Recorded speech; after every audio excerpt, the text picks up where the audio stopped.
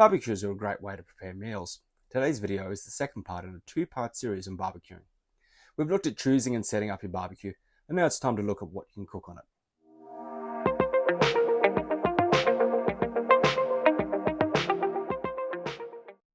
Once you have your barbecue set up and ready to go, it's time to start thinking about what you want to cook. Meat's always popular, and there are many different cuts of meat which suit the barbecue. The cut of meat will determine the temperature and length of the cooking process. Now, if your meat has a high percentage of fat, then this will render out during the cooking process, and it's this that can cause smoke and flare-ups. This can affect the flavour of the food, and if it gets too smoky, it'll make the barbecuing process less enjoyable. Now, sausage and rissoles or hamburgers are a common favourite on Australian barbecues. Who doesn't love a democracy sausage or a Bunnings sausage sizzle on the weekend? If you're cooking vegetables, it's a good idea to cut them into evenly sized pieces to ensure they cook evenly. Dense vegetables like potatoes and carrots will take much longer to cook than vegetables with a higher water content, such as capsicum and zucchini. Be conscious of this when setting the temperature and planning what is cooked first.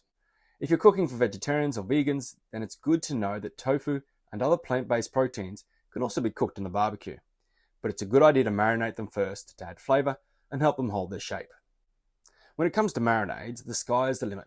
You can use marinades from the shop or create your own using a combination of oils, vinegars, herbs and spices. Just be sure to give your food enough time to marinate, at least a few hours or better yet, overnight. This will allow the flavours to fully develop and penetrate the food.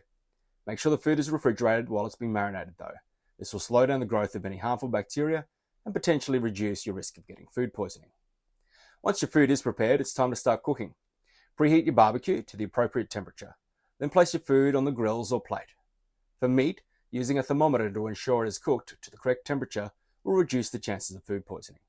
The Australian government has set guidelines for both cooking and storing cooked meats and other foods. I recommend you look at the website of the New South Wales Government Food Authority. They've got some really good information. I've listed the website in the description below. The recommended cooking temperatures, the temperature the meat gets to on the inside, are 63 degrees for fish. For beef, lamb, veal and pork, it's 63 degrees for medium rare. You've got to allow at least 3 minutes for the meat to rest. 71 degrees for medium and 77 degrees for well done. For fresh raw ham, you want to hit it to 71 degrees, and if you're reheating pre-cooked ham, get it to 60 degrees. Chicken, turkey, whole thighs, wings, legs, breasts, you want to get to 74 degrees. In addition to checking the internal temperature, you can also use the touch test to gauge the doneness of the food. For example, a steak that is rare will feel soft and spongy when you press on it, while a well-done steak will feel firm. You can also look for visual clues, such as the colour of the meat or the amount of juices that are present. Again, don't forget that before you start cooking, it's important to make sure your barbecue is properly preheated. This will help ensure that your food cooks evenly and prevents it from sticking to the plates or grills. For a charcoal barbecue, you'll need to let the coals burn down until they're covered in a layer of white ash. For a gas barbecue, you'll need to turn the burners on, turn them on high, let it preheat for 5 to 10 minutes. Now, once your barbecue is preheated, it's time to start cooking. The general rule of thumb is to keep the barbecue covered as much as possible, as this helps to retain heat and cook the food more evenly. You'll also want to keep an eye on the temperature to make sure it doesn't get too hot or too cold. For most meats, you'll want to aim for a temperature of around 180 to 230 degrees Celsius within the barbecue. If you're slow cooking the meat, you want to aim for about 120 degrees. When it comes to flipping and turning your food, be gentle and use tongs or a spatula rather than a fork. Piercing the meat with a fork can cause it to lose moisture and become dry. You'll also want to resist the temptation to constantly flip and turn the food, as this can cause it to cook unevenly. Instead, let it cook for a few minutes on one side before flipping or turning it over. Now, once your food is cooked to perfection, it's time to enjoy. Be sure to let it rest for a few minutes before slicing or serving, as this will help redistribute the juices and make it much more tender. You can serve your food as is, or you can add a few finishing touches, sprinkle of herbs or a drizzle of sauce. But we haven't quite finished yet. You need to remember to clean and maintain your barbecue.